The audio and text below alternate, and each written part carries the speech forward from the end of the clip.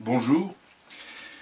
Il y a 6 épisodes dans la Bible qui sont assez impressionnants. 6 épisodes dans lesquels on voit la présence de Dieu intervenir, mais les gens qui y sont confrontés ne la voient pas, ne voient pas Dieu à ce moment-là. Et c'est intéressant de nous pencher là-dessus aujourd'hui parce que c'est peut-être quelque chose qui nous arrive et peut-être quelque chose qui va encore nous arriver. Nous aimerions peut-être ne pas rater ces moments exceptionnels. Dans une première histoire, nous pouvons regarder dans 1 Samuel chapitre 3. 1 Samuel chapitre 3, nous voyons une histoire assez intéressante. Le jeune Samuel était au service de l'Éternel devant Élie. La parole de l'Éternel était rare en ces temps-là. Et on va voir dans cette histoire de ce chapitre 3 du 1er Samuel que l'Éternel va appeler. L'Éternel va appeler Samuel à 3 reprises, mais à chaque fois Samuel croit que c'est Élie qui l'appelle. Élie qui n'est pas Élie le prophète, mais Élie celui qui était responsable du temple et qui n'était pas forcément un grand enseignant. On voit que le jeune Samuel est installé dans le lieu très saint. Ça veut dire qu'il est habitué théoriquement à la présence de Dieu. Il est en contact avec la présence de Dieu. Mais au moment où Dieu l'appelle, il ne le reconnaît pas. Il croit que c'est Élie. Il se lève, il va voir Élie, il lui dit « Oui, tu m'as appelé ?» ?»« Non, non, je ne t'ai pas appelé. » Il va se recoucher, et puis l'Éternel de nouveau le rappelle, et il dit « Mais me voici », et il se lève, et il repart. Et 3 fois, ça va être la même chose.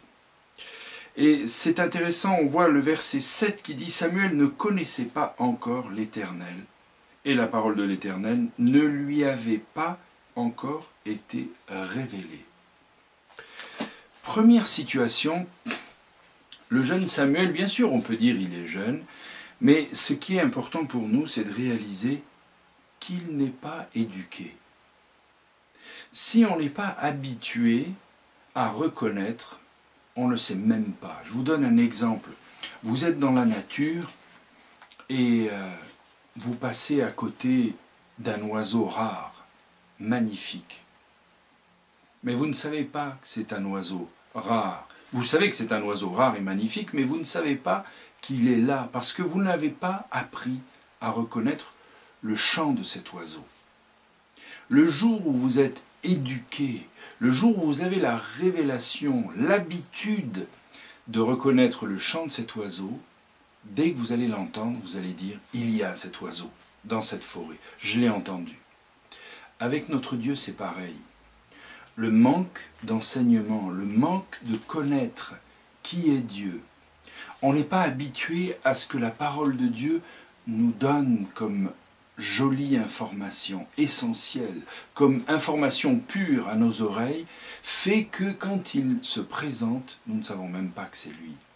Nous pensons que c'est lui parce que nous avons des émotions positives, nous sommes émus, nous avons peut-être des larmes dans un moment de louange, mais peut-être c'est juste que des émotions, ou peut-être c'est réellement le Saint-Esprit qui vient. Mais comment le savoir ? Beaucoup de gens se posent la question, et nous posent la question quand on est enseignant ou pasteur, mais comment reconnaître ? Comment voir Dieu ? Comment est-ce que Dieu se révèle? Ou comment différencier la parole de Dieu, ou disons le conseil de Dieu, la révélation divine, d'une autre révélation, peut-être juste celle de mon âme, celle qui réclame, avec la connaissance de l'Éternel. Plus je le connais, plus je le découvre, plus j'apprends à savoir quelle est sa façon de penser, de gérer l'humain, de réagir à nos besoins, plus je suis dans la paix et je peux à la fois le reconnaître quand il est là et bien entendu ne pas me faire piéger quand il n'est pas là. Quand j'ai un imposteur, un menteur, un tricheur qui vient frapper à la porte en disant « Bonjour, je suis quelqu'un pour vos solutions », je peux tout de suite différencier et voir quelle est la bonne de la mauvaise. Je n'ai pas besoin après de connaître les étiquettes de témoins de Jéhovah, mormons ou toutes ces sectes-là. Je n'ai pas besoin d'avoir l'étiquette des gens. je reconnais au message. Parce que parmi nous, enfants de Dieu, chrétiens, on peut aussi avoir des gens qui sont transporteurs d'un message qui va être culpabilisant, un message qui va être dévalorisant, un message qui est d'un Dieu sévère qui punit quand on ne fait pas ce qu'il faut, de correct, etc. Il peut y avoir tout ce message qui est contre la grâce. Comment allons-nous le discerner? En connaissant. Ça, c'est la première étape. La deuxième étape, nous retrouvons l'histoire dans Genèse 28 au verset 16 de Jacob. Jacob part de chez lui et il va s'installer dans un endroit et au cours de son voyage, il va se coucher et s'endormir. Il va poser une pierre au sol, il pose sa tête sur la pierre, ce qui est très confortable, c'est connu, et il s'installe et il va faire un songe. Et dans ce songe, il y a une échelle qui monte et qui descend avec tout un contexte extraordinaire. Je passe sur les détails. Ce qui est intéressant, c'est de voir que Jacob se réveille le matin et il va, suite à ce sommeil, Jacob s'éveilla de son sommeil et il dit certainement l'Éternel est en ce lieu et moi, je ne le savais pas. Jacob vient d'être surpris d'une chose. Et puis, dans l'histoire, on voit dans le début de ce chapitre 28 que Jacob vient d'organiser, de recevoir la bénédiction à la place d'Ésaü. Jacob vient de partir de chez lui et il est toujours dans un travail particulier de prendre soin de lui-même. Jacob est un homme qui essaie toujours d'organiser son propre intérêt. Je vous rappelle que Jacob veut dire usurpateur, le tricheur, le magouilleur, si vous connaissez cette expression, celui qui organise pour lui-même avec des méthodes peu scrupuleuses. À cause de ça, Jacob ne réalise pas que Dieu est là au moment où il l'est. N'avons-nous pas de temps en temps le sentiment qu'il peut se passer quoi que ce soit autour de nous, on ne le voit pas parce que l'intérêt c'est que j'arrive à obtenir ce que je veux obtenir? Vous n'avez jamais remarqué des fois comme, peut-être pas nous ou d'autres, j'en sais rien, on peut être tellement concentré sur notre intérêt qu'on oublie absolument tout ce qu'il peut y avoir autour de nous. Dans ces moments-là, quelquefois Dieu est là. On a aussi l'impression que Dieu est là quand je viens à l'église, qu'il me regarde, quand je fais des bonnes œuvres ou quand je fais des très mauvaises œuvres. Mais Dieu est là aussi dans tout le banal de notre vie. Dans tout le banal de notre vie, il est très présent. Eh bien, Jacob a oublié ce détail. Il a oublié que Dieu pouvait effectivement être dans une proximité incroyable. Dieu était là et je ne le savais pas. J'ai besoin de prendre un peu de distance sur mon intérêt. J'ai besoin de prendre un peu de distance sur ma priorité. Vous savez, chercher son intérêt devient au bout d'un moment un réflexe. On cherche un réflexe. Même, on arrive en tant que bon religieux à même transformer cet intérêt comme étant la volonté de Dieu.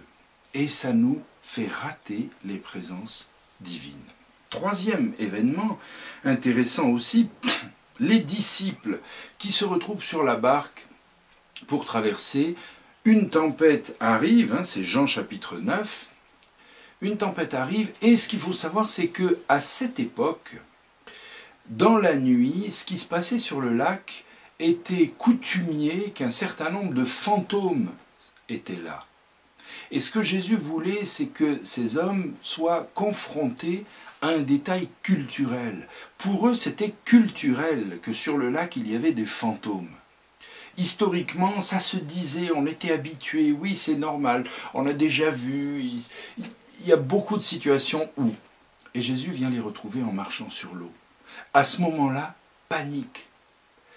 Panique parce que la culture est tellement forte qu'on n'arrive pas à reconnaître celui avec lequel on passe toute la journée. Jésus est là et ils ne le reconnaissaient pas à cause de leur contexte culturel. Attention à notre contexte culturel qui fait que nous ne pouvons pas. savez, peut-être dans certains pays, on ne peut pas parler de Dieu parce que ça ne se fait pas. Est-ce culturel ou est-ce pour le bien des uns et des autres? Dans certains pays, on va maudire une femme parce qu'elle n'a pas d'enfant, et on aura le droit d'en prendre une deuxième parce que c'est normal, il faut qu'on donne des enfants. Et on va désobéir à Dieu, on ne va pas voir quelle est la volonté de Dieu, on est capable même de prier pour savoir qui devrait être la deuxième femme, celle qui va me donner des enfants. À cause de la culture. Dans d'autres pays, on ne parle pas d'argent ou on n'utilise pas l'argent dans le cadre de l'Église. Dans d'autres pays, il est interdit de parler politique dans l'Église parce que c'est un grave péché. Dans d'autres, etc., etc. La culture vient et elle va interdire ou obliger certains fonctionnements, à tel point que cette culture m'empêche de voir Dieu, m'empêche de voir la volonté de Dieu, m'empêche de voir la réponse de Dieu. Quatrième événement, Luc chapitre 10, verset 40. On voit Marthe et Marie, Marie assise aux pieds de Jésus, qui profite de cet instant, et Marthe qui est en train d'être active. Marthe ne voit pas le privilège qu'elle a de Jésus-Christ. Pourquoi? Très simplement parce que Marthe est tellement concentrée sur l'activité religieuse, la productivité, et en particulier le fait d'être connue comme celle qui donne. Vous savez, la religion, elle veut faire que nous soyons productifs et non pas fructifiants. C'est très différent. La religion, elle veut absolument que les gens voient que je suis très engagé, très actif, très efficace. Alors que la vie spirituelle, c'est de saisir ces moments. Il y a des moments où Jésus-Christ est présent et il faut tout arrêter. Il faudra être en retard sur mon détail quotidien. Il faudra négliger ma réputation. Il faudra négliger ma réputation religieuse, je parle. Cette réputation qui fait que qu'est-ce que les gens vont penser de moi? Eh bien, ils vont penser de toi ce que tu veux. En l'occurrence, peu importe, je suis au pied de Jésus et j'en profite. Cinquième événement, Jean chapitre 20, verset 14. Marie de Magdala est là devant le tombeau, elle pleure. Jésus est parti. Et il revient, il se présente à elle et elle pense que c'est le jardinier. Et elle pleure en disant « Mon Seigneur, ils l'ont enlevé, etc. etc. » jusqu'à ce qu'il lui dise « Marie ».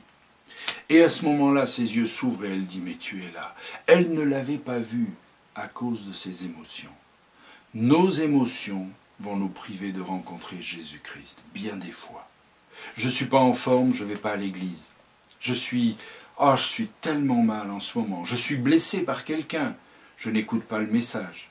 Je suis concentré sur quelque chose qui m'a fait trop du bien ou trop du mal. Peut-être je rentre dans un état d'esprit de rêve.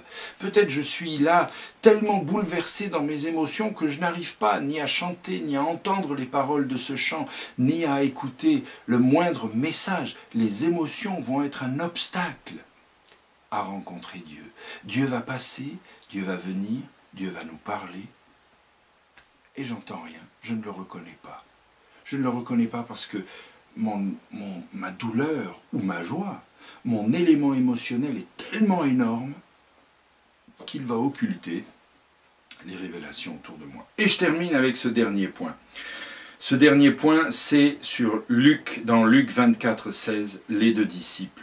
Les deux disciples qui marchent sur le chemin d'Emmaüs et qui vont rencontrer Jésus-Christ, qui vont lui rappeler, qui vont lui dire « Mais comment, toi, tu n'es même pas au courant de ce qui s'est passé ?» Voilà ce qui s'est passé, il s'est passé ceci, cela. Mais ces hommes n'ont pas vécu quelque chose d'intense avec Jésus-Christ. Ces hommes n'ont pas entendu, ils le décrivent comme le prophète. N'as-tu pas entendu l'histoire de ce prophète?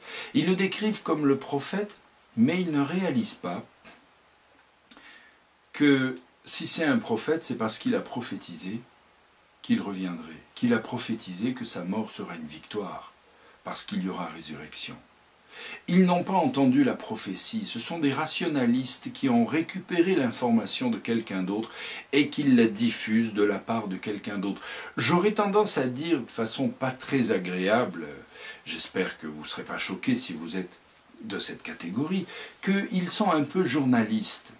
Ils récupèrent une information qu'ils n'ont pas forcément vue et ils la rediffusent. Ou pire, non, ils ne sont pas journalistes. Ils sont quelqu'un qui a écouté des journalistes et qui devient un journaliste de journalistes. Et à chaque fois, on dilue l'information. Vous savez, des fois, on dit oui, il paraît que. Et à cause de ça, on est face aux réalités et on ne les rencontre pas. Jésus-Christ était à côté d'eux. Ils ne le voient pas parce qu'ils sont juste porteurs de la nouvelle des autres. Ils n'ont pas eu de communion avec la vraie information, la vraie nouvelle, le vrai message. Ils n'ont eu que la communion de l'autre. Vous savez, je fais juste une parenthèse parce qu'aujourd'hui c'est un petit peu long cette vidéo, mais je veux la finir avec cette parenthèse. Bien souvent, on porte la conviction d'un autre. Vous avez déjà remarqué ça? Que des fois, on assure quelque chose de la Bible parce que c'est un pasteur qui l'a dit. Mais nous n'avons pas forcément cette conviction. On va juste puiser dans la conviction d'un autre. Mais la conviction d'un autre ne sera pas une conviction pour moi. Jusqu'à ce que moi, je me sois impliqué et j'ai pris ça réellement pour moi. Alors, je ne récapitule pas pour faire trop long. Si vous voulez retrouver ces 6 points, eh bien vous réécoutez depuis le début, vous les réétudiez dans votre coin, avec tout le chapitre qu'il y a autour, et vous allez découvrir que bien souvent, ça peut nous arriver de rater la présence de Dieu à cause d'un de ces points, à cause d'une de ces fragilités. Peut-être d'autres, il y en aura dans ma vie. Peut-être je vais rater la présence de Dieu alors que Dieu a fait de grands signaux pour se présenter à moi. Et il est tellement souvent révélé autour de moi. Encourageons-nous mutuellement à le voir quand on n'a plus l'habitude ou pas l'habitude de le voir. À bientôt. Your mercy found me upon the broken road, lifted me beyond my failing into your glory. My sin and shame dissolved.